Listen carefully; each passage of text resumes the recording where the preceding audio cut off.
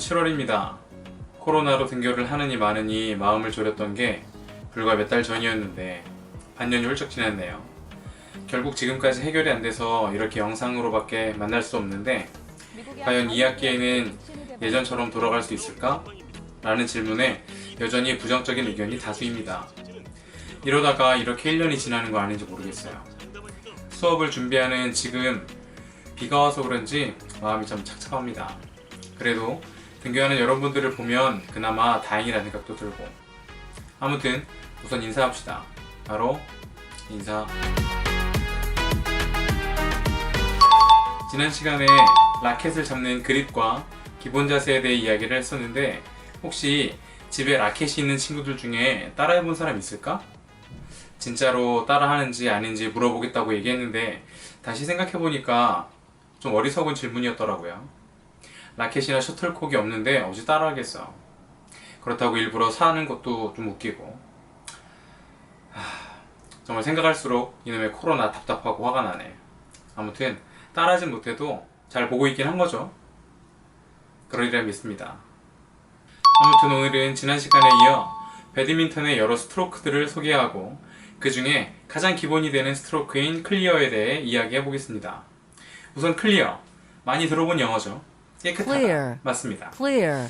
다시 이야기하겠지만 배드민턴의 여러 타구법 중에 가장 높은 위치에서 공을 맞추고 역시 상대방에게 높게 그리고 멀리 보내는 방법입니다. 깔끔하고 멀리, 깨끗하게 보내서 클리어인지 아니면 다른 의미가 있는지 모르겠지만, 아무튼 배드민턴 고수들의 클리어는 셔틀콕이 아주 깔끔하고 깨끗하게 날아갑니다. 먼저 그림을 보겠습니다. 배드민턴의 타구를 나눠보자면 이렇게 나눌 수 있습니다. 먼저 셔틀콕을 상대방 진영의 가장 깊숙한 곳에 높고 멀리 보내는 기술인 클리어. 높이 뜬 셔틀콕을 빠른 스피드와 강한 힘으로 상대방 코트에 내려 꽂는 스매싱. 보통 배드민턴 하면 떠오르는 가장 강력한 기술이죠. 세 번째, 네트를 살짝 넘겨 상대방의 허를 찌르는 드롭샷. 다음, 셔틀콕이 네트를 스치듯 강타해서 지면과 거의 평행하게 날리는 스트로크인 드라이브. 그리고 네트 근처에 튼 콕을 빠르고 강하게 내려 꽂는 푸쉬. 마지막으로 네트에 가까이 떨어지는 콕을 다시 아주 살짝 넘기는 기술인 헤어핀이 있습니다. 이 기술들을 다 배울 수는 없어요. 시간도 없고 내가 그걸 가르칠 수 있을 만한 실력도 안 되고. 아무튼 이 중에 가장 기본이 되는 클리어, Clear. 그 중에서 가장 많이 사용하는 타구인 클리어에 Clear. 대해서 이야기해 보겠습니다. 보통 경기 전에 몸을 풀기 위해서 상대방과 가볍게 콕을 치는데 그걸 보통 난타라고 해요. 이때 클리어를 많이 사용합니다. 클리어로 몸을 푼다는 얘기죠. 이때 상대 클리어의 거리나 높이, 힘 등으로 상대의 실력을 파악할 수 있다고들 많이들 얘기해요. 실제로 실력을 알지 못하는 사람과 클리어를 치면서 자세, 그리고 날아가는 포물선을 보면 아, 저 사람의 실력이 어느 정도구나 짐작이 되기도 합니다. 그만큼 중요하고 기본이 되는 기술이에요.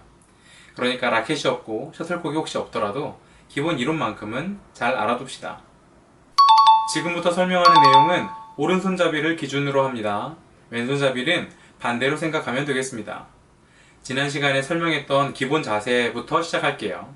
먼저 하나, 오른발과 팔을 뒤로 빼면서 몸통을 옆으로 돌리고 왼손은 높이 들어서 셔틀콕의 위치를 가늠합니다. 둘, 라켓을 머리 뒤에서 회전시켜 앞으로 쭉 휘두르는데 이때 팔은 곧게 펴서 밀어칩니다. 셋, 스윙을 끝내면서 원래 기본 자세로 돌아와 다음 타구를 준비합니다. 이제부터는 구분 동작을 하나하나 자세히 살펴보겠습니다. 먼저 첫 번째 동작, 발부터 볼게요. 오른발은 자연스럽게 뒤로 빼고 왼발은 살짝 들면서 오른발에 힘을 실어 무게중심을 뒤로 둡니다. 다음 손, 왼손은 높이 들어 날아오는 셔틀콕을 어디서 날아오는지 가늠하고 오른손은 활 시위를 당기듯이 뒤로 빼는데 여기서 중요한 거, 오른 팔꿈치가 어깨보다 내려가지 않도록 주의합니다. 그리고 손목이 꺾여 라켓이 떨궈지지 않도록 해야 다음 동작에서 라켓을 휘두를 때 좋아요. 둘, 머리 위로 셔틀콕이 떨어질 때쯤 라켓을 머리 뒤에서 돌려 휘두르는데 팔은 굽히지 말고 곧게 펴서 내 눈 위에 콕을 강하게 밀어칩니다. 이때 몸은 셔틀콕보다 뒤에 있어야 하고 힘을 더 실기 위해서는 콕을 가늠했던 왼팔을 뒤로 빨리 내려야 몸도 함께 회전하며 강력한 스트로크를 할 수 있습니다. 셋, 아까 뒤에 있던 무게중심이 타구하면서 앞으로 쏠리죠. 그러면서 자연스럽게 오른발이 당겨질 거예요. 그리고 처음 기본 자세로 돌아와 다음 타구를 준비합니다. 영상을 찍으면서 생각해봤는데 집에서 연습할 수 있는 방법이 없을까? 있습니다. 집에서 연습하는 방법. 혹 셔틀콕이 있으면 셔틀콕을 멀리 그리고 높이 던져보세요. 그 동작이 클리어 동작과 매우 유사합니다. 던지다 보면 세게 던지기 위해 팔과 손목을 사용하게 되는데 어느 정도 통하는 면이 있어요. 혹 라켓도 콕도 없다 하면 거울을 보고 내가 아까 알려준 기본 자세부터 클리어 동작을 상상하면서 따라서 해보세요. 나도 가끔 거울을 보면서 라켓 없이 연습하기도 해요. 그래야 내 동작 중에 어디가 잘못됐는지 알 수 있거든요.